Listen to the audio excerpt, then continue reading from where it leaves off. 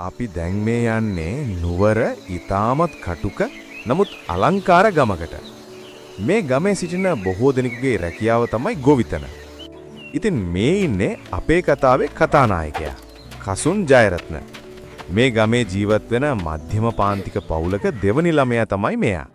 කසුන්ට වැඩිමහල් අක්ක කෙනෙකුයි මල්ලි කෙනෙකුයි ඉන්නවා. මේගොල්ලන්ගේ පවුල ගමේ සතුටින් සාමකාමීව ජීවත් වුණු පවුලක්.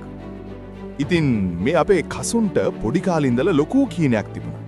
ඒක තමයි කවදා හරි දවසක විශිෂ්ට මෝටර රථ දාවකයෙක් වෙන එක. එයා නිතරම විනෝදාංශයක් විදියට රූපවාහිනියෙන් මෝටර රථ දාවන තරග බලන්න පුරුදු වෙලා හිටියා. හැබැයි ඊ හීනය ඇත්තටම සැබෑ නොවන හීනයක්ම විතරයි කියන කසුන් දෙනකනේ හිටියා.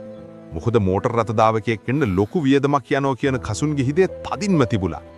මොකද කසුන්ගේ තාත්තා ගොවියෙක්. මහන්සි වෙලා හොයාගන්න ගාන කොච්චර වුණත් කසුන්ටයි අක්කටයි මල්ලිටයි අඩුවෙක් නැතුව ජීවත් වෙන්න පුරුවන් වාතාවරණයක් හදන්න කසුන්ගේ තාත්තයි අම්මයි කැප වුණා. නමුත් කසුන් දන්නවා Taman ගෙවන ජීවිතේ ලබා දෙන්නේ එයාගේ තාත්තයි අම්මයි ගොඩක් වෙහෙස වෙනවා කියලා.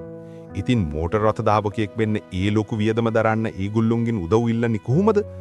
ඒක නිසා කසුන්ගෙන් හීනේ හිත ඇටුලෙම හංගලා තියාගන්න කසුන්ට සිද්ධ වුණා.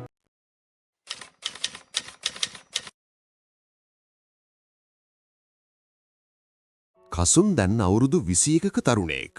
එයාගේ පියා දැන් වියපත් වී ඇති නිසා කසුන් අතට පවුලේ සියලු බර පැවරුණා. මේ නිසා කසුන් ඔහුගේ දෙමව්පියන්ගේ ආශිර්වාදයගෙන රැකියාවක් සඳහා කොළඹට පිටත් වුණා. නුවර ගම්බද පළාතක ඉඳලා කොළඹ නාගරික පළාතකට පැමිණි කසුන්ට මේ සියල්ල අලුත් අත්දැකීමක් වුණා. කසුන් කොළඹට එන්න කලින් රැකියාවක් සඳහා ඉල්ලුම් කර තිබුණා. ඉතින් කසුන් ආවේ යා ඇප්ලයි කරපු ආයතනයේ ඉන්ටර්විව් එකට සහභාගී වෙන්න.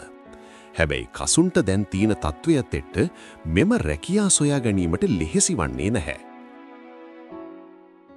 ගොඩක් වෙලාවකට පස්සේ එයා පාරේ ඉන්න මිනිස්සුන්ගෙන් අහගෙන එයාගේ රැකියා ස්ථානය සොයා ගැනීමට සමත් වුණා.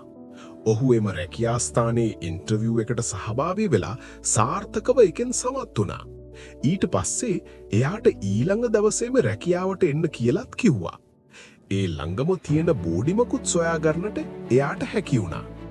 එයාගේ බෝඩිම් කාමරේ එයාත් සමග එයාගේ රැකියා ස්ථානයේම වැඩ කරන එක්කෙනෙක් හිටියා. එයාගේ නම ජනිදු. ටික කාලයක් යනකොට ඒ දෙන්න හොඳම යහළුවෝ බවට පත් වුණා. මේ අතර කසුන් එයාගේ රැකියා ස්ථානයේ වැඩ කටයුතුත් හොඳින් කරගෙන ගියා. ඒ වගේම කසුන්නුයි ජනිදුයි ඒගොල්ලන්ගේ පෞද්ගලික තොරතුරුත් බෙදාගත්තා. ඒ වෙලාවේදී තමයි ජනිදු දැනගත්තේ කසුන්ට පොඩි කාලේ ඉඳලා මෝටර රථ දාවකයෙක් වෙන්න තියෙන හීනය ගැන. මගේ පවුලේ ආර්ථිකයත් එක්ක මට ඒක අමතක කරන්න වුණා මචං. හරි. මචං ඔයා කැමති නම් ඔයාගේ ওই කාර් වලට තියෙන ආසාව නිසා ඊළඟ නිවාඩු දවස් දෙකක් අල්ලලා අපි යමුද කටුකුරුන්ද රේස් ට්‍රැක් එකේ තියෙන රේස් එකක් බලන්න. හරි එහෙනම් ඊළඟ දවස් දෙකේ වෙන කිසි විශේෂ වැඩකුත් නැති නිසා අපි ඒ ඉවෙන්ට් එකට යමු එහෙනම්.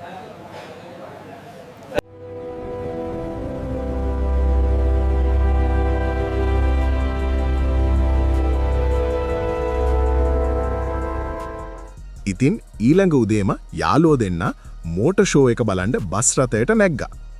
ඒගොල්ලෝ එතනට යද්දිත් හිතා ගන්න බැරි තරම් සෙනගක් මීට් අප් එක බලන්න ඇවිල්ලා තිබ්බා.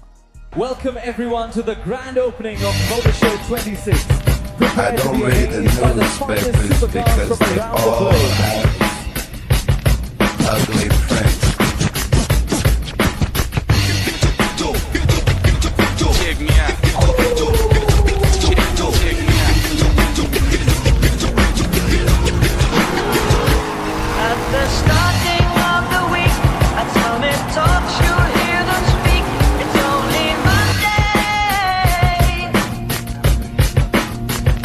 Negotiations breaking down. See those leaders start to frown. It's more than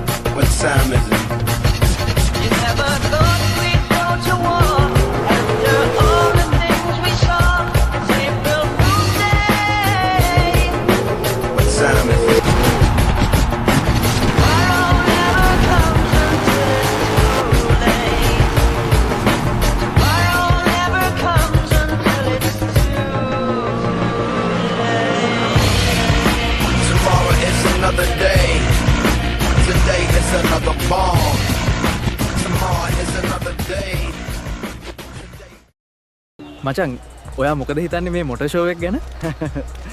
මචං ඒක නම් සුපිරියක්. මේ දෙන්න බස් එකට නැග්ද වෙලාවේ ඉඳලම කසුන් හිත හිටියේ ඒ මෝටර් ෂෝ එකේ දැකපු දේවල් ගැනයි. මේ මෝටර් ෂෝ එක නිසාම මෙච්චර කාලයක් කසුන්ගේ හිතේ යටපත් වෙලා තිබුණු ඒ මෝටර් රථ දාවකයෙක් වන හීනය යලිත් හිත තුල ටිකෙන ටික මුදුන්පත් වෙමින් තිබුණා. ඉතින් ඊළඟට මොකක් වෙයි කියලා දෝගොඩ හිතන්නේ?